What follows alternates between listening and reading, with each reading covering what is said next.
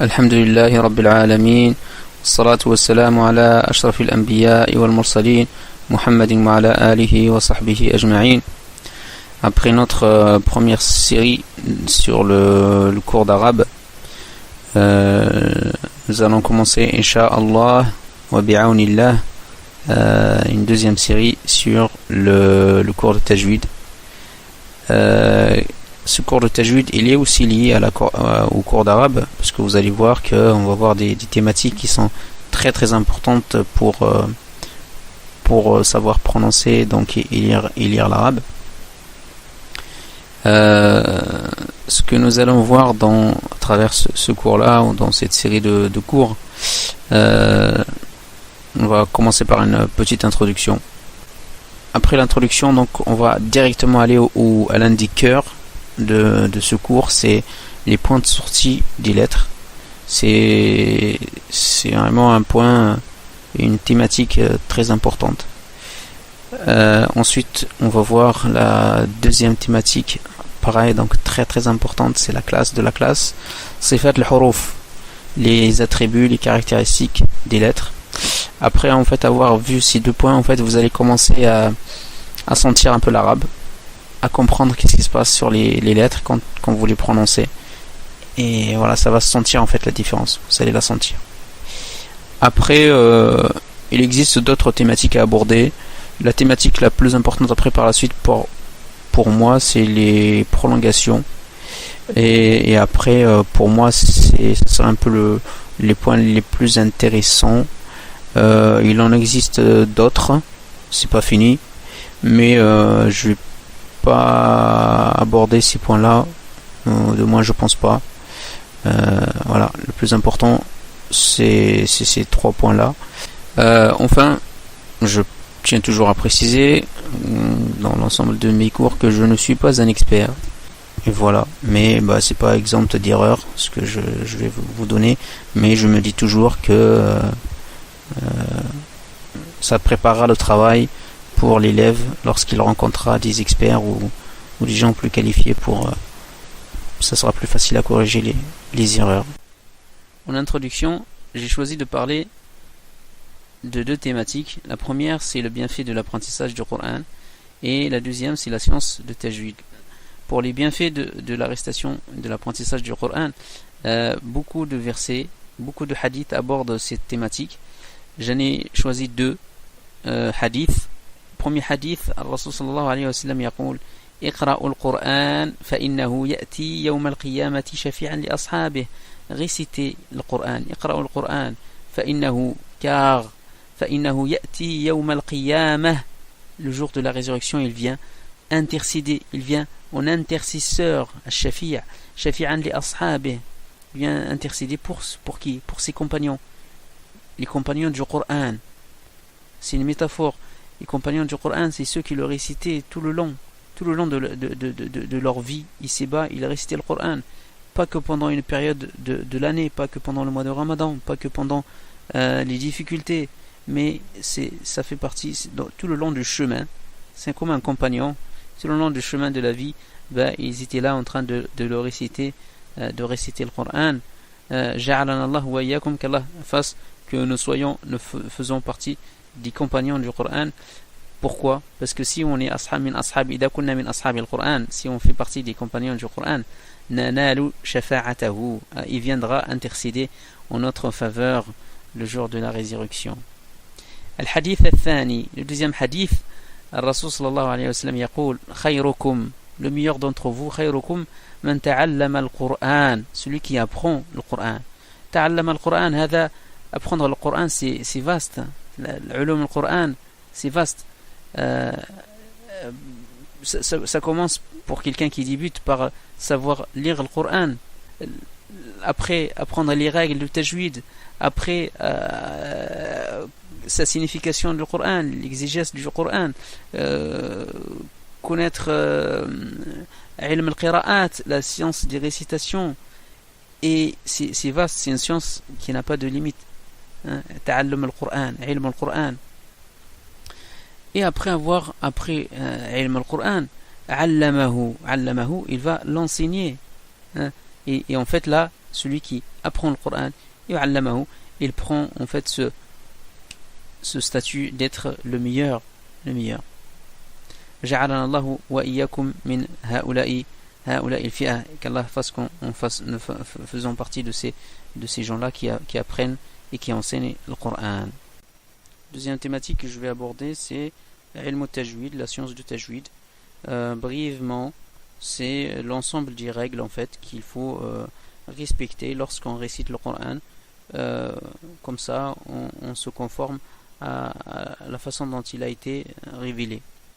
Deuxième point que je veux aborder sur la science de tajwid, c'est la vie religieuse sur la récitation en elle-même. Est-ce que c'est une obligation, la vie juridique? Est-ce que c'est une obligation de réciter le Coran avec ces règles-là? Et si je ne le fais pas, est-ce que je suis en tort? Il y a une divergence sur ce point-là entre les savants de tajwid. Vous savez, le tajwid, il a des savants qui sont, on va dire, leur spécialité, c'est que le tajwid. Et après, à côté, il y a les savants du fuqaha, qu'on appelle fuqaha, les jurisconsultes, qui sont là, en fait, sur l'ensemble de tous les domaines de la religion, sur la salat, la zakat, le siyam et tout ça, qui nous disent que ça c'est jaïz, ça c'est permis, ça c'est pas licite, ça c'est licite, ça c'est préférable, ça c'est pas préférable. C'est ça les jurisconsultes, le fuqaha.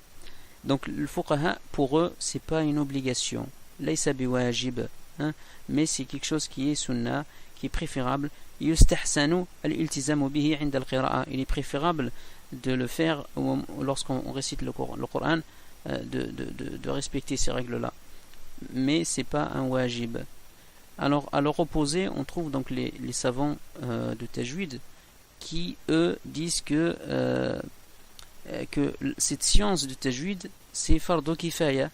Fardo kifaya, c'est-à-dire que connaître l'ensemble de ces règles-là, pouvoir les expliquer, c'est une obligation qui incombe à une partie de la population des musulmans. C'est-à-dire que il faut que dans la communauté il y ait des gens qui maîtrisent cette science.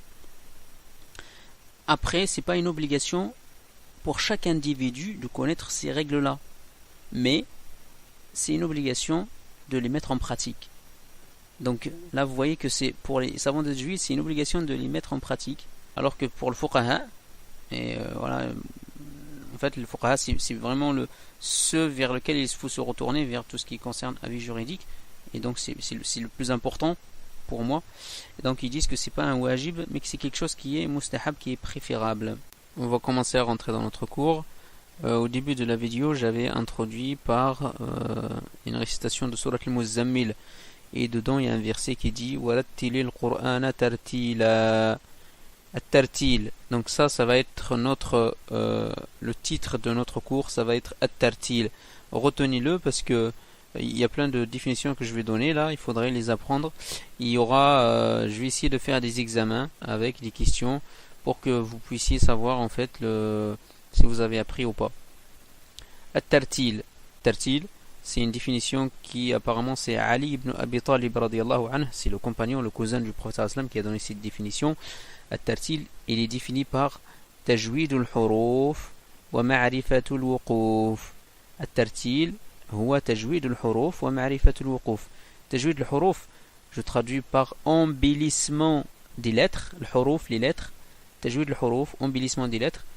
Ça c'est le premier volet. Deuxième volet, ma'rifat al-wuquf, connaître les arrêts, savoir s'arrêter. Tajwid al-huruf, donc ça concerne, on se centre sur les lettres, sur les attributs, sur les points de sortie de la lettre. Et après, ma'rifat al-wuquf, on regarde les mots, on regarde le sens de la phrase pour pas s'arrêter n'importe comment et pour pas déformer le sens. Dans ce cours, on va pas aborder ma'rifat al-wuquf, c'est-à-dire savoir s'arrêter. C'est pas très important pour le moment. On verra plus tard. Ce qu'on va aborder, c'est tajwid al-huruf. La définition à connaître en arabe, tajwid al-huruf, ça veut dire i'ta'u kulli harfin haqqahu wa mustahaqqahu makhrajan wa sifa. Donner à chaque lettre son droit en termes de points de sortie et de caractéristiques. Donc donner à chaque lettre son droit en termes de points de sortie et de caractéristiques. Pour les points de sortie, donc on va commencer par les points de sortie, après on verra les caractéristiques, sifat, après. Donc le makharij, le huruf, donc c'est les points de sortie, les points d'articulation si on les appelle. On va travailler suivant madhhab, l'école d'un savant qui s'appelle Ibn al-Jazari. Ibn al-Jazari, c'est vraiment un savant qui est reconnu, c'est vraiment le savant qui est le plus suivi sur le domaine de tajwid. C'est pas un savant contemporain. Je vous ai écrit les dates de naissance, donc c'est en 1350 après Jésus-Christ, qui correspond à 751 de l'Hégire. Ibn al-Jazari, Jazari ça veut pas dire Jazairi, c'est pas algérien, non. C'est Jazari, c'est lié à une île, Jazira, qui était située à côté de Syrie, maintenant qui est en Turquie. Mais sinon, en fait, il s'appelle Muhammad. Muhammad ibn Ali ibn Yusuf al-Jazari al-Dimashqi. D'après Ibn al-Jazari, il y a 17 points de sortie, 17 points d'articulation. Ces 17 points d'articulation sont divisés en 5 points de sortie principal, et dans chaque point de sortie principal, il y a encore des sous-parties. Donc je répète, 17 points de sortie suivant le madhab d'Ibn al-Jazari. Ibn al-Jazari dit dans son poème مخارج الحروف 17 على الذي يختاره من اختبر. 17 مخرج. هذه المخارج تنقسم sont divisés en 5 رئيسية, 5 مخارج رئيسية, 5 points de sortie principal. Et en fait, dans chaque point de sortie principal, il y a encore des points de sortie secondaires. Donc 17 makhraj au total, 5 principales, et après, donc il y a des secondaires pour chaque point principal. Alors les 5 makhraj ici al-jawf, la cavité orale. Deuxième, al-halq, la gorge. Troisième, la langue. Quatrième, les lèvres. Cinquième, les cavités ou la cavité nasale. Donc là, on va le voir sur le schéma pour que ça soit un peu plus clair. Donc vous voyez en vert donc les 5 zones. Il y a, donc on avait commencé par le halq, la gorge. Donc c'est la zone qui est en bleu. Après on va voir les subdivisions. Là c'est les 5 points principaux. Et après donc il y a le jawf, la partie qui est en verte. Donc ça va de la gorge jusqu'à la sortie de la bouche. C'est tout ce vide là qui s'appelle le jawf. Et après il y a lisan, la langue. Donc la langue, lisan. Après vous avez shafatan, les lèvres. Et après vous avez al-khayshum, la cavité nasale. Tous les termes qu'on vient d'évoquer sur ces 5 zones principales de points de sortie, il faut les connaître en arabe et par cœur. Par la suite, nous allons voir pour chaque point de sortie principal les points de sortie secondaires qu'il contient et les lettres qui sortent de chaque zone. On commence par le jawf. Qu'est-ce que c'est que le jawf? Le jawf, c'est le vide qu'il y a dans la bouche et dans la gorge. Là sur la photo, en fait, c'est la partie en bleu et la partie en vert. Donc tout cet espace là, donc c'est le vide qu'il y a dans la bouche et le vide de la gorge. Cet espace là s'appelle le jawf. Donc là c'est pour la définition pour le jawf. Ensuite, c'est quoi les lettres qui sortent du jawf? Alors il y a 3 lettres et c'est des lettres de prolongation. C'est quoi les lettres de prolongation? C'est le alif qui comporte un soukoun, et dans la lettre qui est avant comporte une fatha. C'est très important cette définition pour les lettres de prolongation. Donc les lettres de prolongation c'est quoi? C'est le alif qui comporte un soukoun, dans la lettre qui précède comporte une fatha. C'est le ya qui comporte un soukoun, dans la lettre qui précède comporte une kasra. C'est le waw qui comporte un soukoun, dans la lettre qui précède comporte une damma. Donc cette histoire de soukoun, c'est très important parce qu'en fait quand on lit en général, on voit pas en fait le soukoun dans les lettres de prolongation, mais il y est. Même s'il n'est pas écrit, il y est ce soukoun là. C'est très important. On va voir par exemple quand on va comprendre en fait pourquoi certaines lettres de prolongation ne travaillent pas. parce que il y a en arabe une règle qui s'appelle la rencontre de deux soukoun. Et en général, c'est le soukoun de la lettre de prolongation et ce qu'il y a après, ce qui fait que la prolongation ne travaille plus. Donc là sur les vidéos, on va voir comment ils sortent les trois lettres. Et en fait, je vais exploiter des vidéos de Ayman Soued, Hafidahullah, qui fait ses émissions en fait sur la chaîne de Iqra.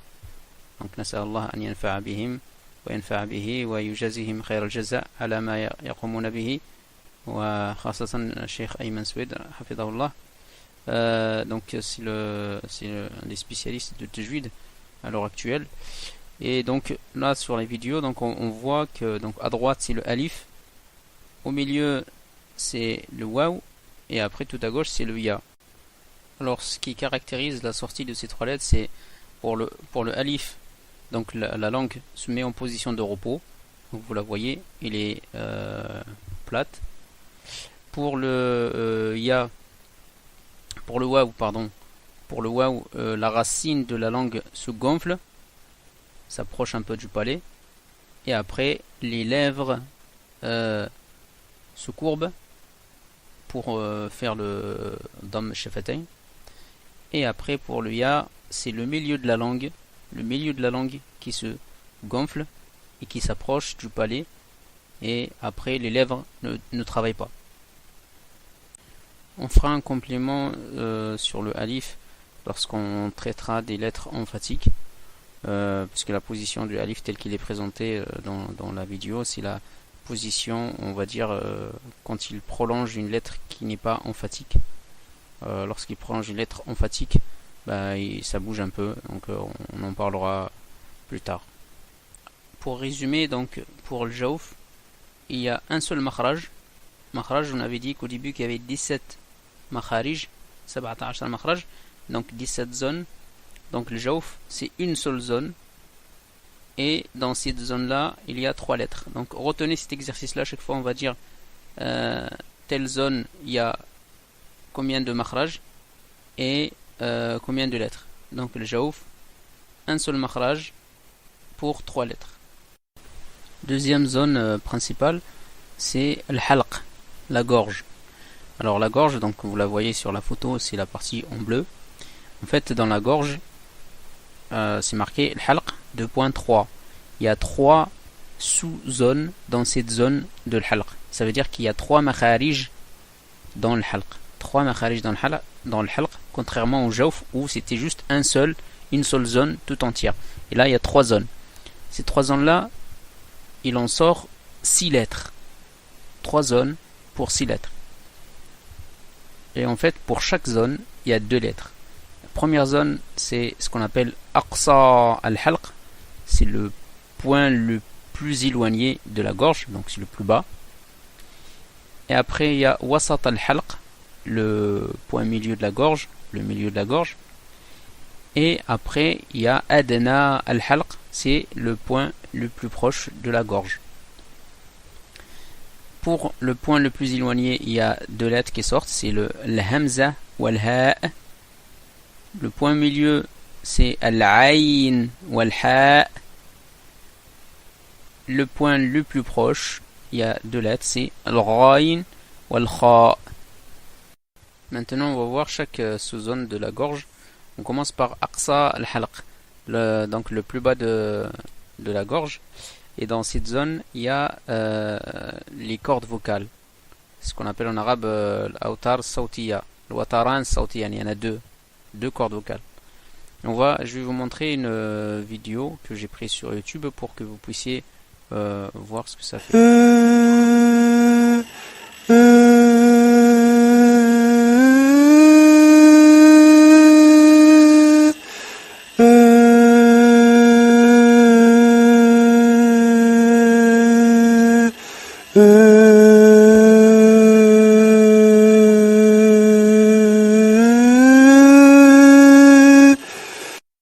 Alors comme vous avez pu le voir, les cordes vocales, c'est vraiment le moteur, c'est le moteur du son quand on parle, et c'est grâce en fait aux cordes vocales qui vibrent au contact de l'air qui passe, et c'est ça qui crée la vibration, et après derrière ça crée un son, et après le son il est intercepté par la langue, par tout le système, les lèvres, et ainsi de suite. Et on en parlera un peu plus quand on abordera les sifats sur la création du son. Mais déjà, donc le moteur du son, c'est ces cordes vocales que vous venez de voir. Maintenant, en fait, on va voir comment donc la hamza et le ha sortent donc du aqsa al-halq, de la zone la plus éloignée de la gorge. Pour ça, je vais faire encore, avoir recours aux vidéos de Ayman Soued encore. La zone de aqsa al-halq, donc la zone la plus basse de la gorge, il en sort deux lettres, le hamza et le ha. Pour le hamza, lorsqu'il est sakina, sakina ça veut dire lorsque le hamza comporte un soukoun. La sortie du hamza se fait par fermeture complète des cordes vocales. Donc ça fait par exemple ya, ya. Vous pouvez faire l'essai, donc vous sentez que ça ferme complètement. Ya. Lorsque le hamza il est mutaharrika. Mutaharrika ça veut dire que ça comporte une fatha, une damma, une kasra. Dans ce cas-là en fait ça ferme et après ça ouvre. O, et voilà la différence entre le hamza mutaharrika et sakina. Pour le ha, le son se produit par vibration donc des cordes vocales. Et il faut que ces cordes vocales soient ouvertes, il ne faut pas qu'elles soient fermées, contrairement au hamza. Et aussi il faut que ces cordes vocales soient proches l'une de l'autre pour que la vibration puisse faire le son. Si on ouvre trop les cordes vocales, alors, en fait, ça va pas faire le ha, ça fera un espèce de et du coup, en fait, ça fausse le son de la lettre. Et c'est l'erreur qui est un peu répandue. Par exemple, ils disent ihdina sirat, ihdina. Donc là, il y a trop d'air qui sort et ça fausse le son de la lettre. Après aqsa al-halq, le plus bas de la gorge, on va passer à wasat al-halq, le milieu de la gorge. Au milieu de la gorge, il y a deux lettres qui sortent, le ayn et le ha. Et l'organe qui travaille, c'est ce qu'on appelle lisan al-mizmar. Lisan al-mizmar, c'est la glotte. Vous voyez, là par exemple pour le a, on va faire a. A. Lisan al-mizmar, il revient en arrière. A. Et après, ça produit ce son a. En fait, il va faire une fermeture de la section de passage de l'air. Et du coup, ça produit le son a. Après, pour le ha, en fait, lisan al-mizmar, il recule, mais il ne recule pas comme pour le ayn. Du coup, la section de passage est beaucoup plus grande. Là, vous le voyez sur la vidéo. Donc, c'est une lettre qui est plus facile à prononcer, que ce soit sakina, ou que ce soit mutaharrika, ha, hu, hi. Voilà, donc ça c'est lisan al-mizmar. Et je vais vous montrer une vidéo pour vous montrer à quoi ça sert lisan al-mizmar. En plus donc de faire ce travail-là pour sortir le ayn et le ha, il a aussi un rôle dans la digestion. Dans chaque bouchée que nous mangeons, lisan al-mizmar, la glotte, fait un travail remarquable, parce que comme vous le voyez sur la vidéo, ça permet de bloquer donc ou de couvrir la section de al-qasab al-hawaiya, de la trachée qui va vers les poumons, pour empêcher la nourriture d'aller vers les poumons et de la diriger la nourriture vers l'estomac. Donc en plus de faire ce travail de sortir le ayn et le ha, ça permet de protéger nos poumons. En français, lisan al-mizmar, c'est l'épiglotte, c'est pas la glotte comme je viens de dire. Donc c'est avec lisan al-mizmar, avec l'épiglotte, qu'on arrive à sortir le ayn et le ha. Donc on va voir en image une comparaison de comment ça sort le ayn et le ha. Donc on voit sur l'image de droite, donc c'est pour le ayn, on voit que l'épiglotte, lisan al-mizmar, il vient toucher carrément le bord, donc il ferme la section, et après donc ça fait a. Et sur l'image donc de gauche, donc ça ferme pas la section et laisse le passage, donc ça fait ha, hu. On va passer à la dernière zone de la gorge, c'est la zone qu'on appelle en arabe adna al-halq, donc la zone la plus proche de la gorge, donc c'est la plus proche de la sortie en fait de la bouche. Et dans cette zone en fait il y a deux lettres, al-ghayn ou al-kha. Et les deux membres qui produisent le son Rayn et le Kha, c'est Jadr al-Lisan, la racine de la langue, et le palais mou, donc c'est ce qui est colorié en rouge. Et j'attire l'attention sur le fait que en fait, l'espace entre la langue et le palais mou reste ouvert. Ar, ra, ghayril maghdubi, ghayril maghdubi. Donc il ne faut pas fermer complètement la section, mais il faut laisser un espace. Pour la lettre Kha, c'est la même chose. Donc c'est les deux membres qui font pareil qui font sortir la lettre Kha. Donc c'est Jadr al-Lisan, la racine de la langue, et le palais mou. Sauf que le point de sortie du Kha est un peu plus haut. Donc vous voyez le point, il est un peu plus haut que tout à l'heure. Et donc on fait exemple. Akh, Khalidin, Akh, Khalidin fiha. Et donc même remarque, il ne faut pas fermer cette section. Si on ferme la section, en fait si on met trop de pression entre le palais mou et la racine de la langue, on va sortir un son qui ressemble un peu à un ronflement Khalidina. Et en fait ce son là en fait il n'existe pas dans les lettres en arabe. هذا والحمد لله رب العالمين والصلاة والسلام على محمد وعلى آله